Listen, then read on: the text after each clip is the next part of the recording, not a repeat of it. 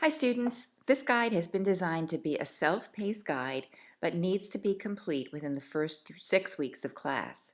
I've broken the guide into 6 distinct chunks so that you can pace yourself accordingly.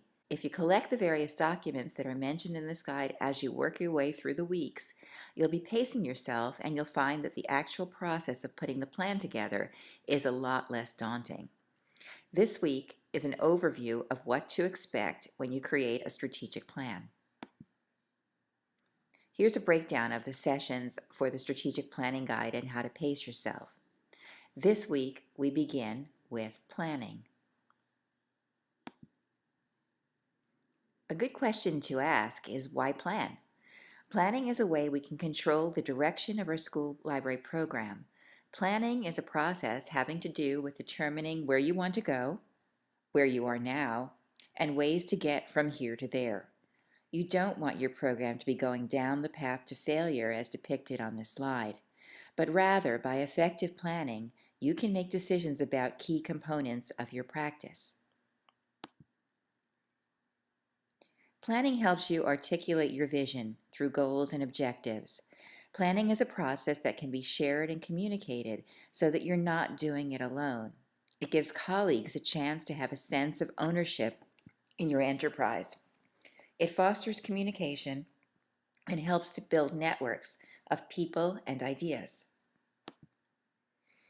This is a model for strategic planning that gives you the big picture. As you can see, it's cyclical.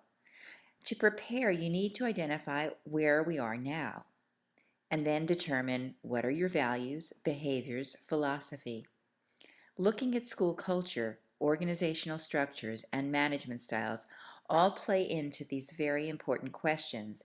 It's an iterative, cyclical process. This is a slide that shows what your process will look like for this particular class. Red is what you'll do during assignment 1, green is what you'll do during assignment 2, and the blue is what you would do if you were in a permanent job to complete the cycle. For this course, you will not be doing part C of the cycle, which is indicated in blue, but I wanted to give you a sense of the whole process. Strategic planning is a tool of evidence-based practice. It helps us gather data to determine where we are, which is called the strategic plan. The action plan articulates where we want to go. It's comprised of the vision and the mission statement, goals and objectives, and how we're going to get there. For your project, you'll be doing both a strategic and an action plan. For the strategic plan, you'll be determining the demographics and relevant data about the community in which you're doing your fieldwork. Your needs assessment determines the current status of the school library you're studying. As a result of the needs assessment, you will develop vision and mission statements for the library and a long-range plan containing goals and objectives for 3 years. The action plan will make recommendations based on what you've learned, for actions to be taken over a 3-year period with timeframes and measures to determine progress.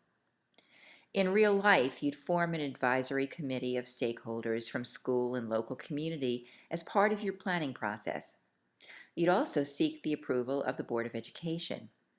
You would have a design and evaluation scheme for your plan and an upgrade of the action plan at the end of each year of operation. We will not do the final parts, but we will be using a planning process that's situated in a big picture. To begin, we have to understand the context of the school library. What is the community and the school in which it is situated like? What is their culture and history? What are the characteristics in terms of demographics and size? What types of organization or management do they use? What is the work culture like? What are the missions, goals, and objectives of the communities and schools? What are their values? How do they organize work? How do the managers manage? How do they think of and treat the workers? How do the workers perceive the managers? What do we need to know about this community, school, and library to make decisions about organizing its work?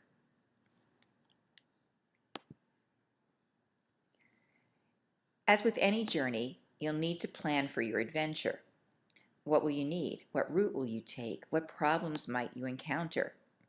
How can you plan to deal with them?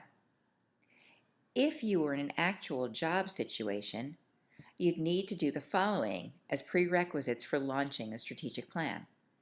You'd need to get approval to do it, form a committee, set tasks and guidelines, establish a timeline, develop a communication strategy.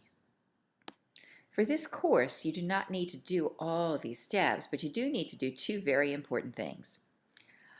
You need to choose a library and a librarian with whom you will work. The librarian will advise you on whether any approval is needed and can guide you through the process. Another important part of your planning is the question, who leads? For this process, the answer is you in consultation with the librarian. You are the consultant or expert, and you must have good communication with the person you're working with. You will also need to work with a library media coordinator, if there is one, the district library media specialist, again, if there is one, the assistant principal or principal, the curriculum coordinator, or the administrator to whom the librarian reports. You may need to interview, get documents. It's important to identify the people that you're going to be working with early. Please also consider me as an advisor. I'm happy to help you through the process, and I'm happy to be a resource for you. For this course, also, you do not have the luxury of choosing a favorable time frame. You can choose your library, however, and that will be the context of your strategic planning.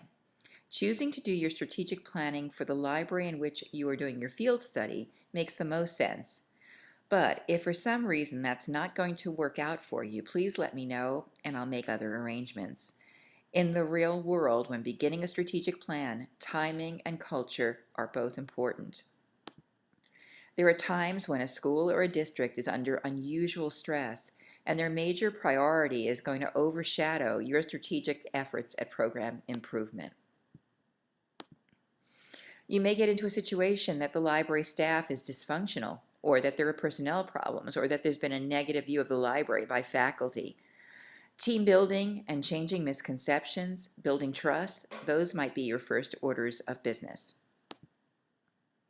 Remember, sometimes the neediest libraries are the most rewarding to work with as long as you have a strong vision and you think that there are goals that are achievable.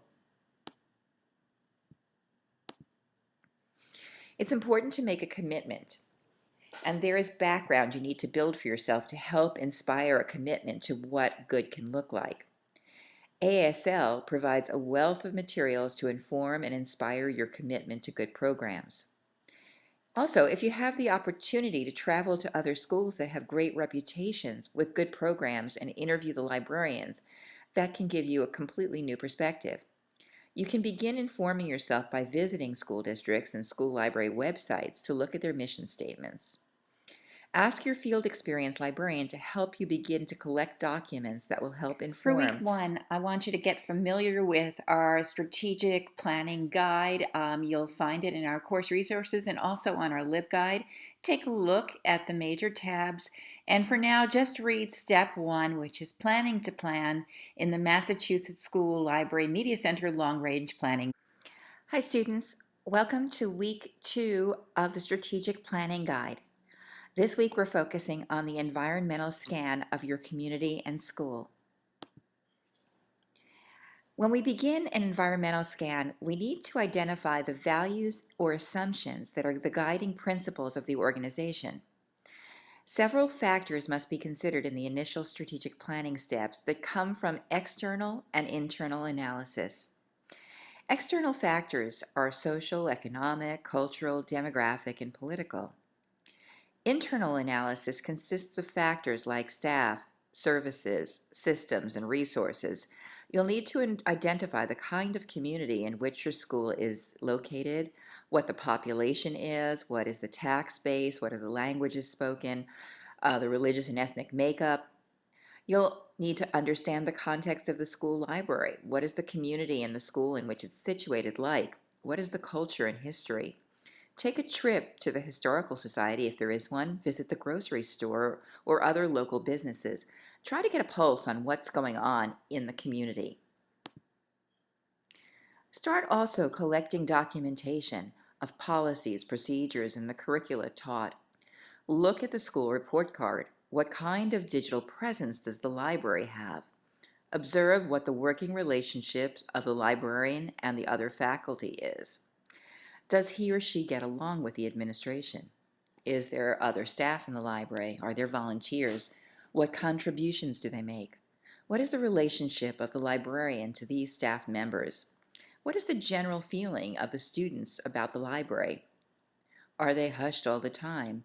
Is the place dynamic, energetic, collaborative? What services are available and how are they communicated?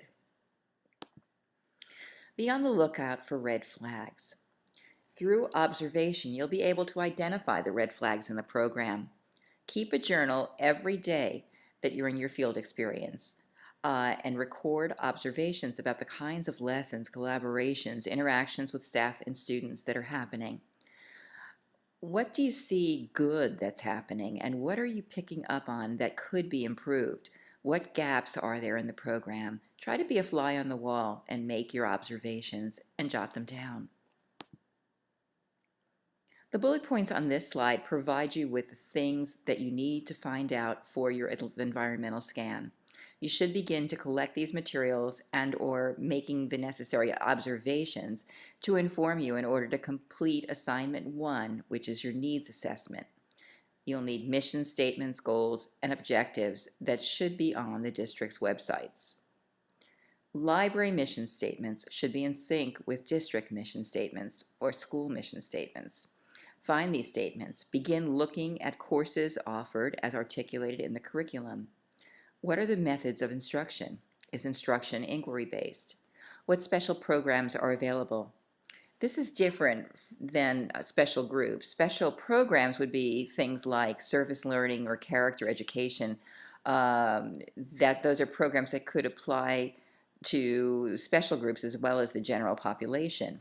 Programs like Gifted or English language learning or speech and hearing are examples of programs that are designed for special groups. You need to find out the methods for assessing student learning, how progress is reported, what kinds of state and local testing takes place, what kind of grades are being assigned. Are they ABC or satisfactory? Are teachers using portfolio assessments or performance assessments? How is the school addressing state and national standards? A current issue that needs to be factored in at this time are SGOs, or student growth objectives. Is the school focused on the Common Core state assessments? How are teachers evaluated? Check out if your field school has a 5-year plan, a school development plan. Try to get your hands on their accreditation report or find out if they have any self-study analysis. Get a hold of the school vision or mission statement, goals, and objectives. If they have a strategic or an action plan, collect that as part of your documentation.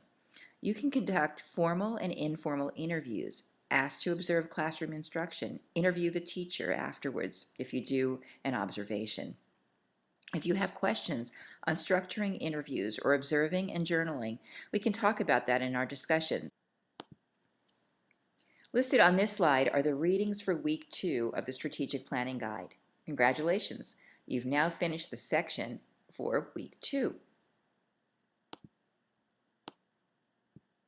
Hi students, welcome to week 3, and this week we look at the basic elements of the library program that we'll draw on for the needs assessment that will inform our action plan.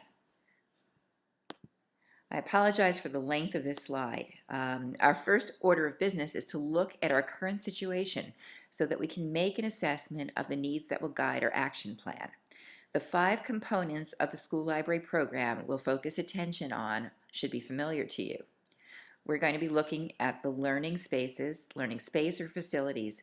You'll need to draw a current floor plan of the library in which you're working, and after your needs assessment, to be able to recommend changes through your use of a PowerPoint slide or some kind of drawing that illustrates both the existing and a recommended new floor plan. You'll look at staff. You'll submit job descriptions for the library staff, include regular volunteers. You may find current job descriptions at your field experience school, but if these haven't been updated for a while, you'll need to make some changes and prepare job descriptions for any new positions that you recommend. You'll look at collection. You'll need to provide a selection policy for the library. You should be able to speak with your field librarian for help in gathering the documents he or she should have handy. You'll need to describe the collection in both quantitative and qualitative terms. You can use collection mapping techniques, and in week 6 we described those techniques in more detail. You'll need to describe how the collection responds to the needs of the curriculum, the students, the teachers.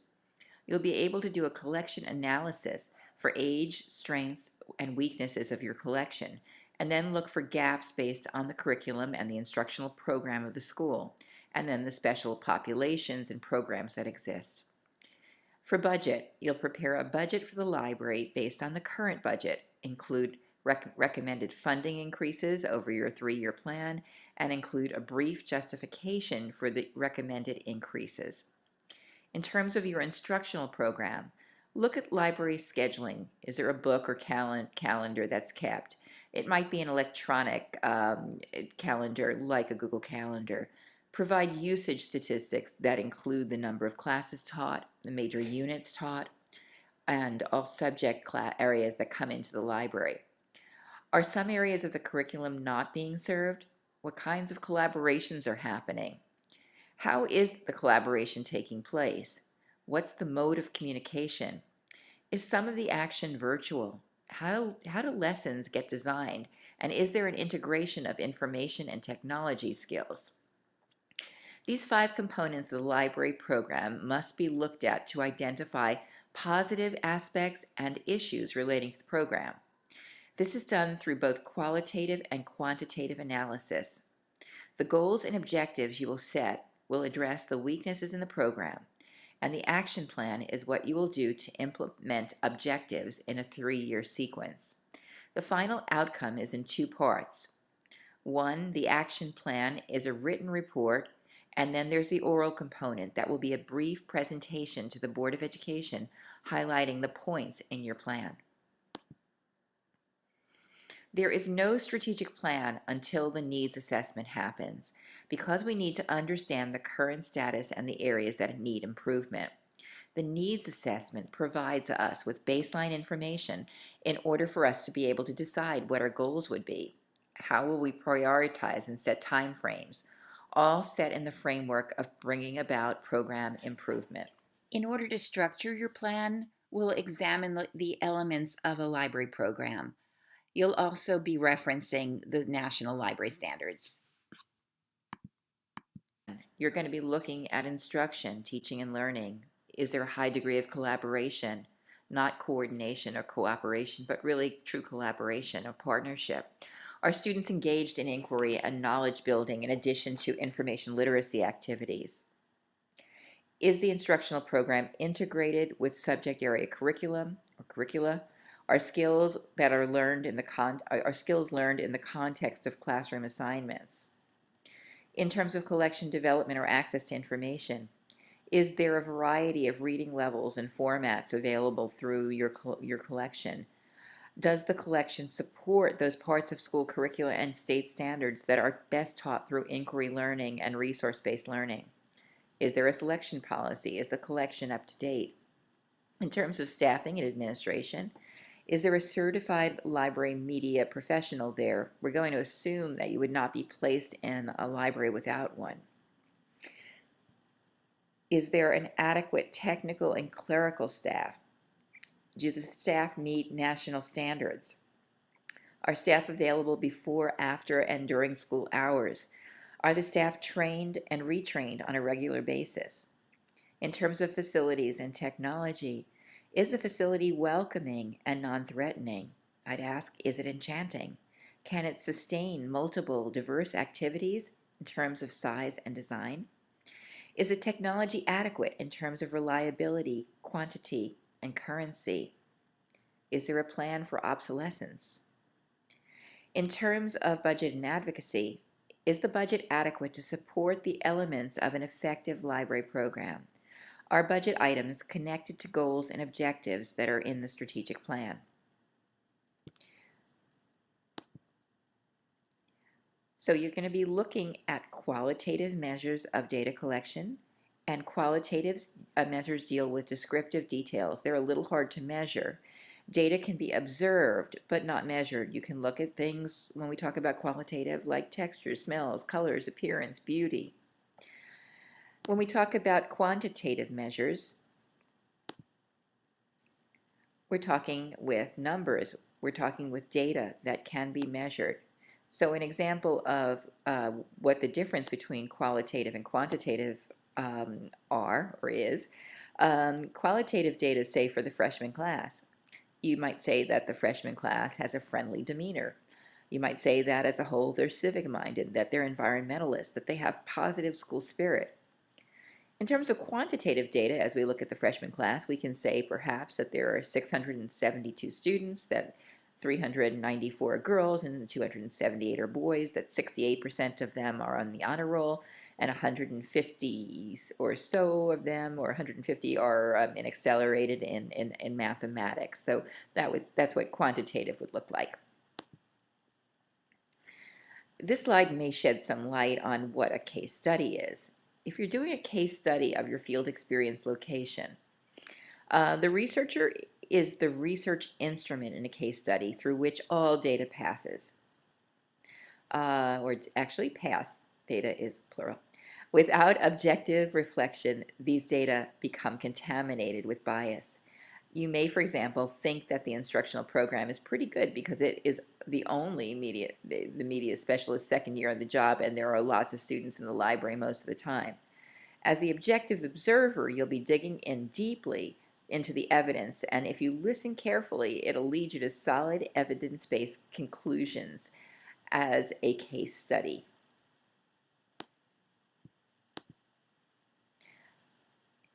A little bit more on case studies. Your first step is choosing your case or library and your media specialist or teacher librarian. You may be guided by some questions in your own practice or experience in library or in a classroom. You may have some interest in a particular grade level or type of school. On the other hand, you might want to impose your vision of what a good media center looks like, so you do have a bias. Your second step is to establish firm research focuses by forming questions about the situation or problem to be studied and by determining a purpose for the study. Some guiding question might be, how can this library better serve the needs of its clients? Or, how can it be more effective? Or, why isn't it better and more effective? Follow the outline in your syllabus and the elements described in this guide to frame questions that will help you study the essential elements of a school library program. Those elements are its instructional program, as we said before, staffing, budget, the learning space or facility, and the collection. Your choice of data collection instruments is critical because they'll produce the evidence that leads to understanding of the case and articulating the needs of the school library. The third and fourth steps involve collecting data. Good investigators review documents looking for facts, but also read between the lines and pursue collaborative evidence elsewhere when that seems appropriate. Investigators need to be flexible in real-life situations and not feel threatened by unexpected change, disappointments, or lack of office space. Investigators must also be aware that they're going into the world of real human beings who might feel threatened or unsure of what the case study is looking like or what it will bring. In the fifth stage, the researcher analyzes and addresses the original set of research questions to see whether more data is needed. During this step, the researcher needs to remain open to new opportunities and insights. In the last step, prepare the report, being careful to protect the identity of the school unless permission is granted by the media specialist. No student's names should be used. And so as we reach the end of this section for week 3, this is these are the readings that you need to do for under needs assessment.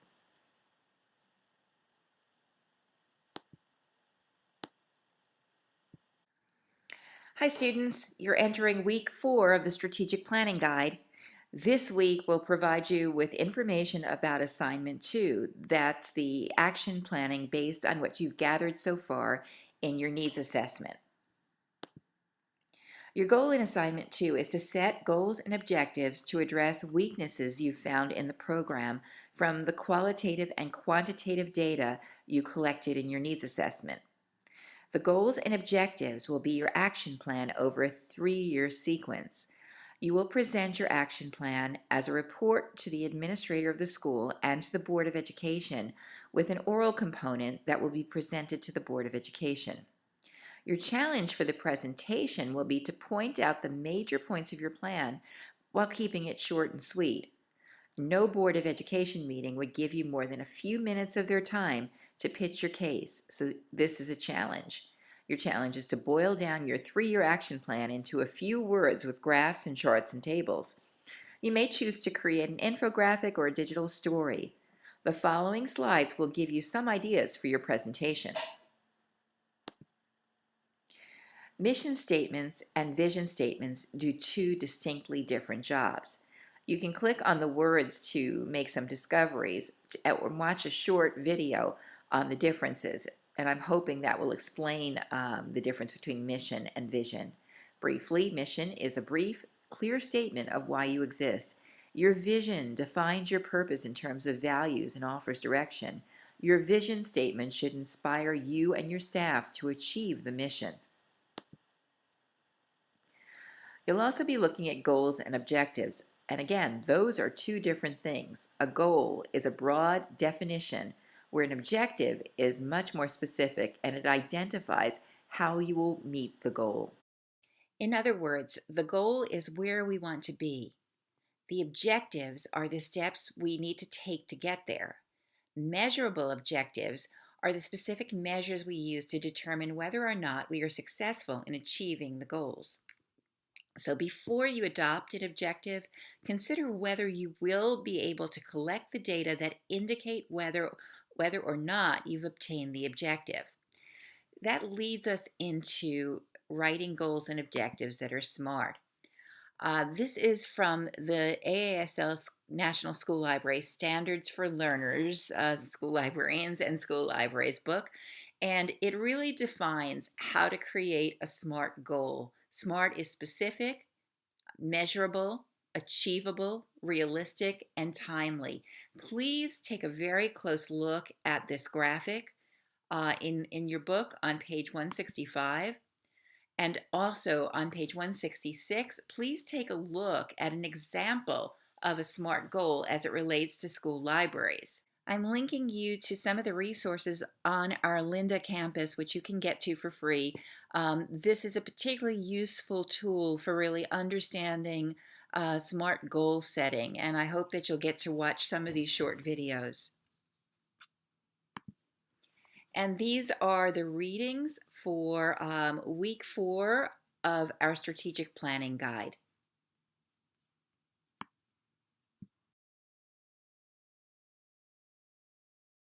You'll find many resources, including these, that will help you set goals and objectives, SMART goals and objectives in your action plan. Remember that you're going to try to choose the most important of the needs that you have assessed to write goals and objectives for. Remember that of those goals, you are going to present the most important in the... This is week 5. Welcome to part 2 of our discussion of action plans. If you've been pacing yourself through this strategic planning guide and gathering important documents along the way, you should be in great shape, and congratulations for making it to week 5 of our guide. Please take a look at the examples of a needs assessment and action plans that I've posted for you on the course homepage. In your report, you might want to help define your goals and objectives through visuals. You'll probably want to do that for your oral presentation that you're going to be presenting to the Board of Education, especially because you're going to be limited in the number of words, slides, and minutes you have to present the main points of your report. This slide presents a visual of an action plan timetable with the objectives stated and when those objectives are going to be implemented over time. In this graphic, you see the vision and mission stated, and then the goals with their objectives connected to each of the four goals. Each objective is easily connected to the goals, both from the visual and by the numbering system that's included. You may find this template useful in capturing and recording information ideas during your strategic planning process. In fact, when I'm looking for a good form, I often go to Google Form templates or Google Doc templates to see if somebody's created an action plan that I can adapt and really customize for my own needs. One of the things I'm going to ask for you as you plan is to present me with a couple of personas. Personas are used in business and used in planning, especially in usability. They represent clusters of users who behave in particular patterns and who share similar needs. They help us remember important groups of stakeholders for the purposes of defending purchases, the efforts that we put forth, and to ensure our planning focus. They really help us remember. And you'll see on the right of this slide some templates. There are so many of them out there. I'd like you to use some of those templates as you do your planning.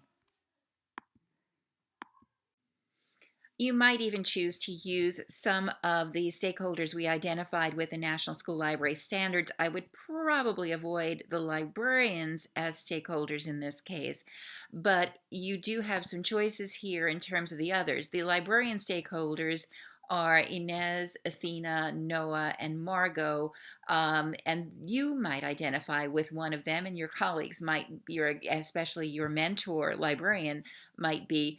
But in this case, you could focus on students, of course, and I want you to focus on students, but you could also focus on Tony, who is a new and possibly reluctant teacher, Leon, who's a lead learner, possibly a department chair or an administrator, a principal or assistant principal, Patty, the parent, and again, certainly the students with whom you work.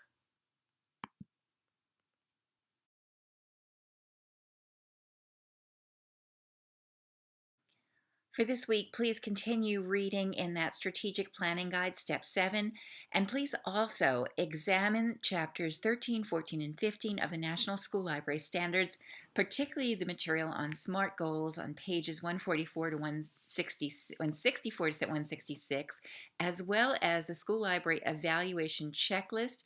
I believe you will find it very useful in coming up with some solid goals that are based on the national standards. So we've reached the end of the strategic planning guide. It's week 6. However, planning is a cyclical process. As we mentioned, it never really ends. You plan to improve and then you continue to improve. You may remember this chart we looked at the very beginning.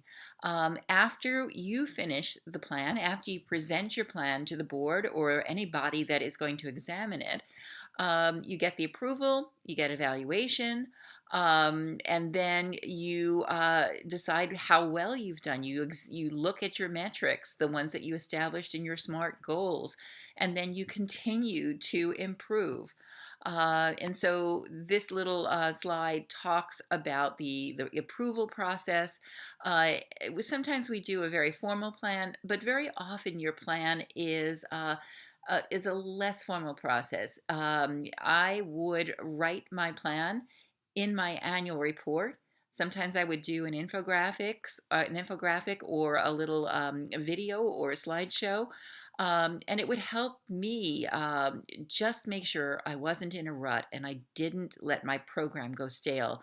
It would help me ensure understanding needs and setting goals made me a better professional, a real practitioner who I could be proud of. And so I just wanted to make sure that you understood that this isn't a crazy idea, that many people do this. You'll see examples of action plans all over the web. And I'd also like you to take a look at some of the annual reports and regular reports that are posted in a variety of different formats by school librarians and other librarians around the world. I think you'll be inspired. I think it'll help push you forward. And I hope that what you create for this project doesn't just get filed, that it actually inspires action. It's an action plan. So, whether or not your field experience mentor or librarian uses it, or you are absolutely able to use it in practice, I hope that it inspires some positive change. I want you also to remember that there are materials in the National School Library Standards that will support the development of a growth plan and actually, perhaps in a better way, offer you a rationale for why you should engage in planning. I wish you luck with your plans and with your presentations and your future continual growth.